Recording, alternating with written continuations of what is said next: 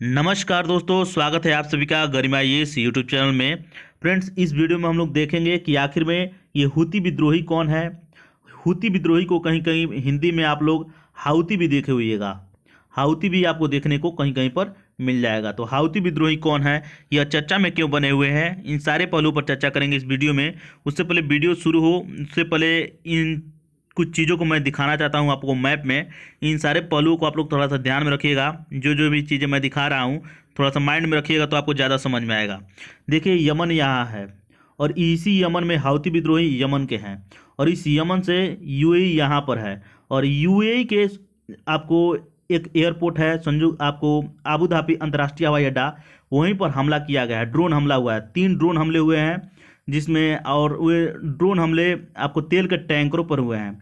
और उसमें तीन तीन लोगों के मारे जाने की खबर है, जिसमें कि 2 भारतीय हैं, 1 पाकिस्तानी है, और 6 लोग जख्मी हुए हैं गंभीर रूप से। तो ये यमन के हाउती विद्रोही आखिर में यहाँ पर क्यों आक्रमण कर रहे हैं, इसकी ये जो आक्रमण किए हैं, जो ये हमला हुआ है, इसकी जिम्मेदारी जो है यमन के हाउती विद्रोहियों ने लिया है।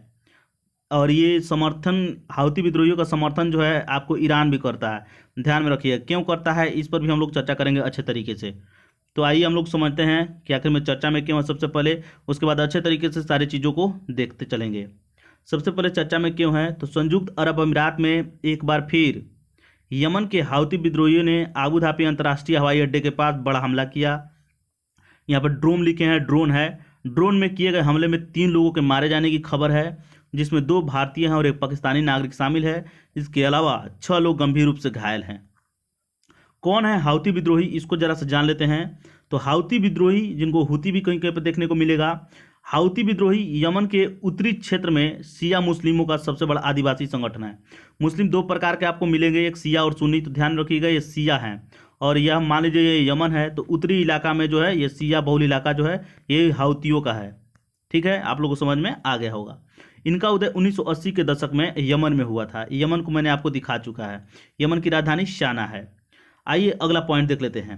हूती उत्तरी यमन में सुन्नी इस्लाम की सलाफी विचारधारा के विस्तार के विरोध में है। कौन विरोध में है, तो हूती यानी कि शिया मुस्लिम जो हैं वे सुन्नी इस्लाम की सलाफी विचारधारा के विरोध में है। क्यों, क्योंकि यह उनके विचार से यह मेल नहीं खाते हैं। सलाफी विचारधारा क्या कहता है, यह सुन्नियों का जो सलाफी विचारधारा है यह कहता है कि पैगंबर मोहम्मद साहब जो थे, जो भी चीज़ें कह करके चले गए हैं, और उनके जो साथी थे, पैगंबर मोहम्मद साहब के जो साथी थे, वे भी जो चीज़ें कह करके चले गए वही सत्य है।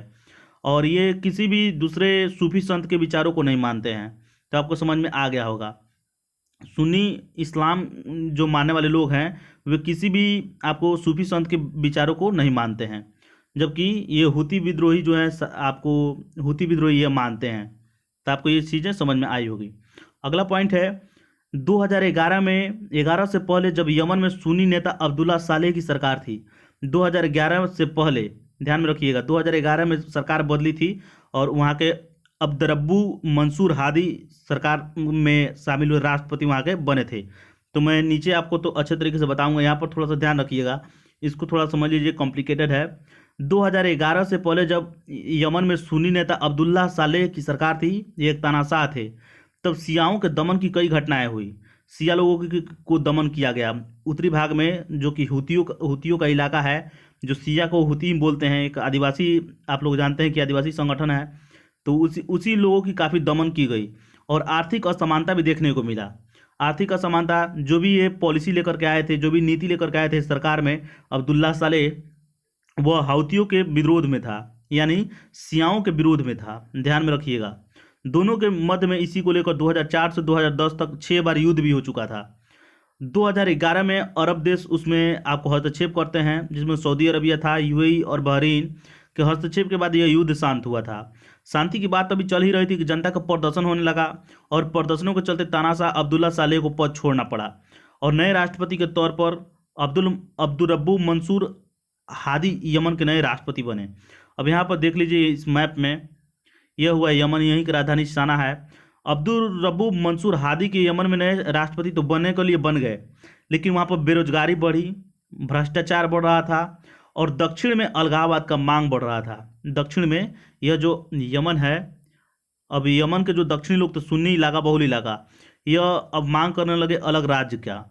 अब इन सारे चीज़ों के मांग के चलते अब इनको भी क्या किया गया, ये जो आपको हाउती विद्रोही जो लोग हैं यानी हूती हैं, वे इनको भी ये राष्ट्रपति के पद से अपदस्थ कर देते हैं और साना पर कब्जा कर लेते हैं। यह यमन की राजधानी साना पर कब्जा कर लेते हैं। यानी कि ध्यान में रखिएगा, यह यमन के उत्तरी इलाका लगभग यह इलाका यह हूती या हाउतियों के कंट्रोल में है। तब से क्या होता है आगे हम लोग देखते हैं।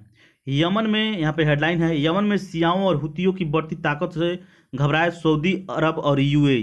क्यों घबराए, जैसे इसको जान लीजिए। तो शिया समुदाय से आने वाले हुतियों की यमन में इसी बढ़ती हुई ताकत से सुन्नी बहुल इलाका है सऊदी अरब और यूएई में घबराहट बढ़ गई। उन्होंने अमेरिका और ब्रिटेन की मदद से हुतियों के खिलाफ हवाई और ज़मीनी हमले शुरू कर दिए और सत्ता में बेदखल हुए हादी का समर्थन किया। ध्यान में रखिएगा, बेदखल हुए हादी जो अब्दुल रब्बू मंसूर हादी थे उनका समर्थन किया। इसका असर यह हुआ कि यमन अब युद्ध का मैदान बन चुका है। यहाँ सऊदी अरब यूएई की सेनाओं का मुकाबला हूती विद्रोहियों से है। ध्यान में रखिएगा, किनका किनका, सऊदी अरब यूएई की सेनाओं का मुकाबला किन से है, हूती विद्रोहियों से यमन में। अब आइए, हूतियों को बढ़ावा देने में ईरान का नाम क्यों आता है बार बार। तो बताया जाता है कि हूती विद्रोहियों को सीधे तौर पर ईरान का समर्थन हासिल है। दरअसल ईरान शिया बहुल देश है और यही शिया बहुल लोग ही हूती हैं। आप लोगों को पता है हूती एक संगठन है, आप लोग का आदिवासी संगठन, बहुल देश है और हूती मुस्लिम भी समुदाय से आते हैं। जैसा कि मैंने आपको ऊपर बताया, तो ये लोग अपने आप को आपस में नज़दीक पाते हैं, जुड़ाव महसूस करते हैं। इसी सामुदायिक जुड़ाव के चलते ईरान पर हूतियों की मदद के आरोप लगते रहते हैं। ईरान पर मदद की हूती की मदद करते हैं, ईरान पर ऐसा आरोप लगते रहता है। विशेषज्ञों का कहना है कि हूतियों के पास जो भी हथियार और मिसाइलें मिलती है वो भी ईरान द्वारा निर्मित है। इतना ही नहीं, इस्लामिक जगत में राज के लिए ईरान को पहले ही सऊदी अरब यूएई से लंबा विवाद रहा है। ऐसे में ईरान के लिए यमन को अरब देशों के प्रभाव में जाने से रोकना बड़ी चुनौती है। इसलिए वह हूती विद्रोहियों का समर्थन कर यमन में सऊदी अरब और यूएई को रोकने की कोशिश में लगा है। तो बस इस वीडियो में इतना ही। वीडियो अगर अच्छा लगा हो तो लाइक जरूर कीजिए। मिलेंगे नेक्स्ट वीडियो में। नमस्कार, धन्यवाद।